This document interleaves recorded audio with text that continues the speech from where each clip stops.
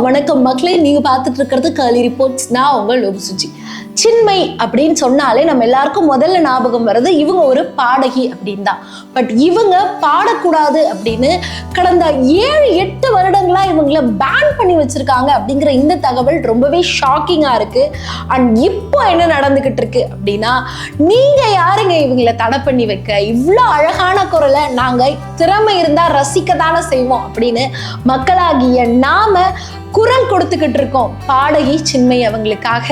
So பல படங்களுக்கு குரல் கொடுக்கக்கூடிய சின்மைக்கு, பல பாடல்களுக்கு குரல் கொடுக்கக்கூடிய சின்மைக்கு இப்போ மக்கள் குரல் கொடுத்துக்கிட்டு இருக்காங்க. சின்மை ஏன் தடை செய்யப்பட்டாங்க, மக்கள் இப்போ இவங்களுக்கு எப்படி குரல் கொடுத்துக்கிட்டு இருக்காங்க, அண்ட் இப்போ பாடகி சின்மைக்காக சோசியல் மீடியால நடந்துகிட்டு இருக்கக்கூடிய மிகப்பெரிய ஒரு கலவரத்தை பத்தி தான் தெளிவா விரிவா இந்த வீடியோவை பார்த்து தெரிஞ்சுக்க போறீங்க.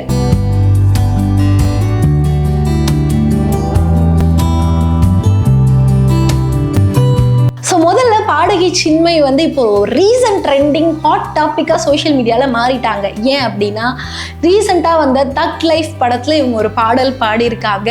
ஸோ அதை கண் விழித்தேன் நான் காணவில்லை அப்படிங்கிறது நான் பண்ணா கேவலமா இருக்கும், பட் அவங்க ரொம்ப சூப்பரா பாடியிருக்காங்கன்னு சொல்லணும். ஸோ இந்த சாங்குடைய ஒரிஜினல் விஷன், அதாவது ஆக்சுவல் விஷனா தி தக் லைஃப் திரைப்படத்துல பாடியிருக்காங்க, பாடகி தி இவங்க பாடியிருக்காங்க. பட் இந்த பாடலுடைய இன்னொரு விஷனா இவங்களுடைய குரல்ல சின்மை அந்த தக் லைஃபோடைய இசை வெளியீட்டு விழால பாடியிருந்தாங்க.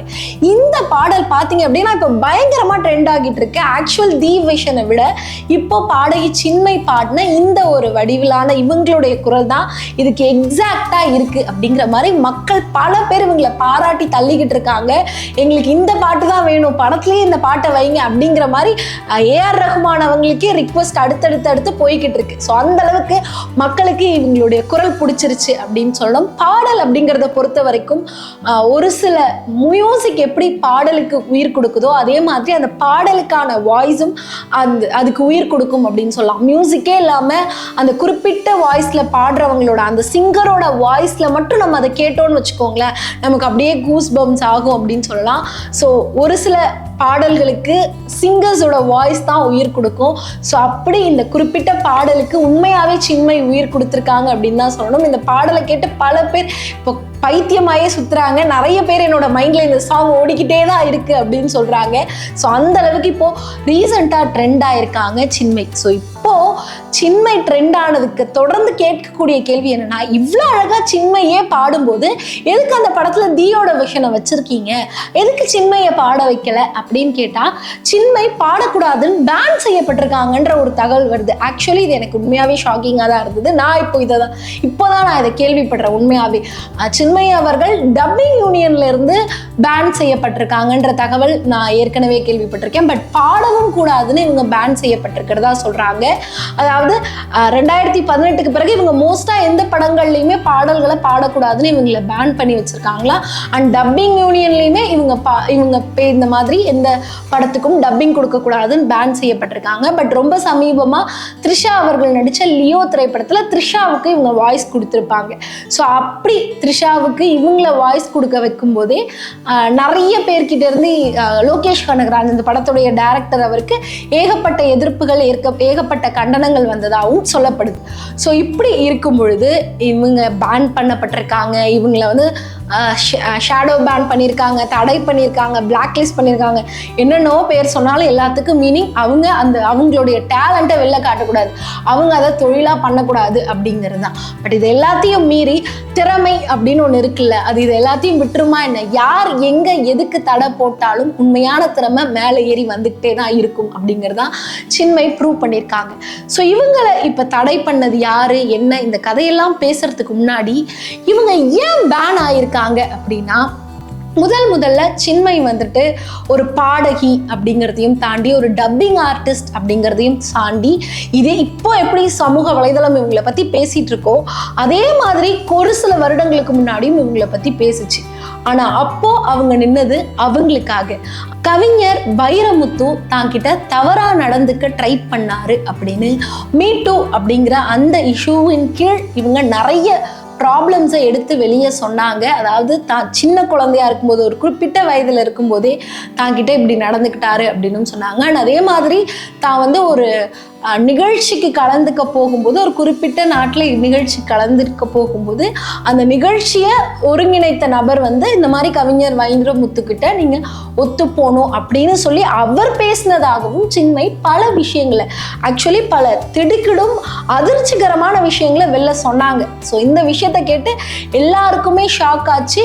ஆக்சுவலி அந்த விஷயத்தை டைஜஸ்ட் பண்ணிட்டு வெளியே வர்றதுக்கே நாளாச்சு. அண்ட் அப்போ சின்மை இந்த விஷயத்தை சொல்லும் பொழுது ஒரு பக்கம் பெண்களா சின்மைக்கு சப்போர்ட் இருந்தது, ஒரு பக்கம் பல பேர் சப்போர்ட்டையும் தெரிவிச்சாங்க, இன்னொரு பக்கம் பல பேர் சின்மையை ட்ரோல் பண்ணவும் ஆரம்பிச்சாங்க.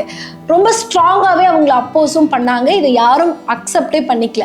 பட் போக போக போக போக இந்த விஷயம் எல்லாருக்குமே எங்கேயோ சின்மை பக்கம் நியாயம் இருக்குது, அவங்க சொல்கிறது சரிதான் அப்படின்னு ரொம்ப ஸ்ட்ராங்காக அவங்க பக்கம் நிற்க ஆரம்பிச்சுட்டே வந்தாங்க.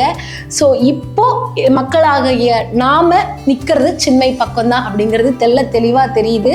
ஸோ இப்போ இந்த விஷயத்தை தொடர்ந்து தான் இவங்க பேன் செய்யப்படுறாங்க. ஸோ இப்படி வைரமுத்துக்கு எதிராக இவங்க குரல் கொடுக்குறாங்க. இப்படி இவங்க குரல் கொடுக்கும்போது இதே மாதிரி ராதா ரவியின் மீதும் 2 பெண்கள் செக்ஷுவலி இந்த மாதிரி அசால்ட் செய்யப்பட்டோம், நாங்கள் இந்த மாதிரி எங்ககிட்ட ராதா ரவி அவர்கள் தவறாக நடந்துக்கிட்டாரு அப்படின்ற மாதிரி 2 பெண்கள் குரல் கொடுக்கும்போது அவங்களுக்கு சப்போர்ட்டா சின்மை அவர்கள் நிற்கிறாங்க. அவங்களுக்கு சப்போர்ட்டா சின்மை நின்ன காரணத்தினால டப்பிங் யூனியன்ல இருந்து இவங்க தடை செய்யப்படுறாங்க. இதுதான் ஆக்சுவல் ஓப்பன் ரீசனா இவங்க சொல்றது.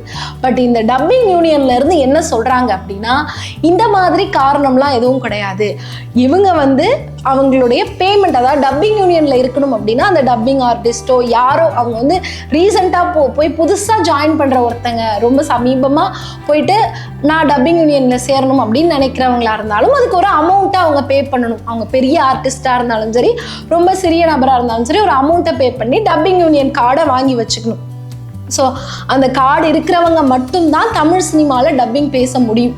இதுதான் வந்து ஒரு எழுதப்படாத ஒரு ரூல் அப்படிங்கிற மாதிரி, எழுதப்பட்ட ரூலாக கூட இருக்கும் எனக்கு தெரியல. பட் இது வந்து ஒரு ரூல். நீங்கள் டப்பிங் யூனியனில் இல்லாமல் நீங்கள் அதுக்கு யாருக்குமே வாய்ஸே பேச முடியாது. அதாவது நீங்கள் நடித்த படத்துக்கு நீங்கள் வாய்ஸ் பேசிக்கலாம், பட் வேற ஒரு நபருக்கு நீங்கள் வாய்ஸ் கொடுக்குறீங்க அப்படின்னா அது குறித்து கேள்வி கேட்பாங்க. ஸோ நிறைய ஹீரோ நிறைய பேருக்கு இந்த மாதிரி கேள்வி கேட்டிருக்காங்க, அது எப்படி நீங்கள் வாய்ஸ் கொடுக்கலாம் டப்பிங் யூனியனில் இல்லாமல், அப்போ டப்பிங் யூனியனில் இருக்க நாங்கள்லாம் எங்கே போகிறது அப்படின்ற மாதிரி அவங்க கேள்வி கேட்பாங்க. ஸோ அதுக்கு டப்பிங் யூனியனில் இருக்கணும். பட் டப்பிங் யூனியனில் இவங்கள தடை பண்ணியிருந்தாங்க. எதுக்கு அப்படின்னு கேட்டதுக்கு இவங்க வந்து அந்த பேமெண்ட், நான் சொல்லியிருந்தேன் இல்லையா, அந்த கார்டு வாங்குறதுக்கு ஒரு பேமெண்ட் பண்ணணும்னு, அந்த பேமெண்ட்டை சின்மை பண்ணலை அப்படின்னு சொல்லி. பட் சின்மை தரப்புலேருந்து ஓப்பனாக அவங்க என்ன சொல்கிறாங்க அப்படின்னா, இவங்க என்கிட்ட லைஃப் டைமாக அந்த கார்டுக்கான அமௌண்ட்டையே வாங்கிட்டாங்க, பட் அதுக்காக வந்து ஒரு பில் போட்டு எனக்கு கொடுங்க அப்படின்னு நானும் அதை அவங்க கிட்ட கேட்கல, அவங்களும் என்கிட்ட கொடுக்கல. அதுக்கு பில் இல்லாத காரணத்தினால இவங்க இப்போ என்ன சொல்கிறாங்க அப்படின்னா, என்கிட்ட இருந்து எந்த பேமெண்ட் வாங்கல, அப்படி நான் காசு கொடுக்காதனாலதான் இவங்க என்ன பேன் பண்ணி வச்சிருக்காங்கன்னு சொல்றாங்க. இவ்வளோ சம்பாதிக்கிற, இவ்வளோ காசு பார்க்குற எனக்கு அந்த காசை கொடுக்கறது ஒரு விஷயமா அப்படின்னு சின்மை அவர்கள் அவங்க சைட்ல இருந்து கேட்குறாங்க. பட் இதுக்கு எல்லாத்துக்குமே ஆக்சுவலான காரணம் என்ன அப்படின்னு பார்த்தீங்கன்னா, மீ டூ இஷ்யூக்கு பிறகு சின்மை சொன்ன விஷயங்கள். ஆமாங்க, ஸோ முதல்ல அவங்க வந்து வைரமுத்து அவர்கள் மீது அவங்களோட செல்ஃபுக்காக அவங்க நின்னாங்க. வைரமுத்து செய்த விஷயங்களை வெளியே சொல்லி அவங்களுக்காக அவங்க நின்னாங்க. ரெண்டாவது, அவங்கள மாதிரியே குரல் எழுப்பக்கூடிய பெண்களுக்காகவும் அவங்க நின்னாங்க.